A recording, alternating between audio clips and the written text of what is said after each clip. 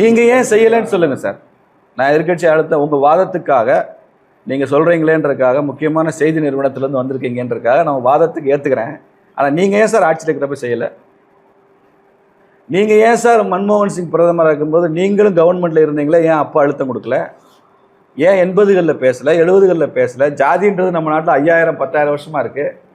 மக்கள் தொகை கணப்பு பிரிட்டிஷ்காரன் ஆரம்பிச்சது. 1931 வரைக்கும் பிரிட்டிஷ்காரன் பண்ணா. 1941 பிரிட்டிஷ்காரன் காஸ்ட் சென்சஸ் பண்ணியிருக்கான். இந்த காஸ்ட் சென்சஸ் அங்கிருந்து வர்றதுதான்.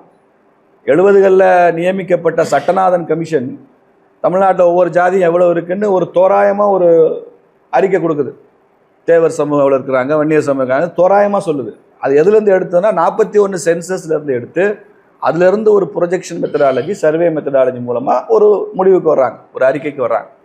ஏன் கணக்கு இன்னைக்கு ஐயா ஸ்டாலின் கொடுத்த அழுத்தத்தினால, ராகுல் காந்தி கொடுத்த அழுத்தத்தினால கேஸ்ட் சென்சஸ் வந்திருக்கு அப்படின்னா, நீங்கள் ஆட்சியில் இருக்கும்போது ஏனுங்க ஐயா செய்யலை அப்படின்னு நான் கேட்குறேன்.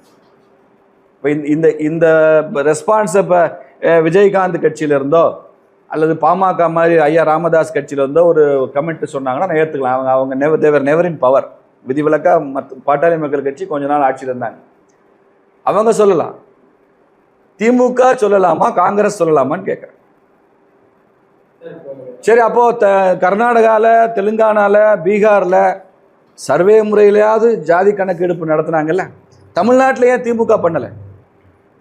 தமிழக முதலமைச்சர் ஐயா ஸ்டாலின் கர்நாடகாவில் பண்ண மாதிரி, தெலுங்கானாவில் பண்ண மாதிரி, பீகாரில் பண்ண மாதிரி இங்கேயும் அப்படி பண்ணலை. அதுக்கு என்ன காரணம்னு சொல்லுங்கள். அதுக்கப்புறம் தான் அதுக்கு பதில் கிடைக்கும்.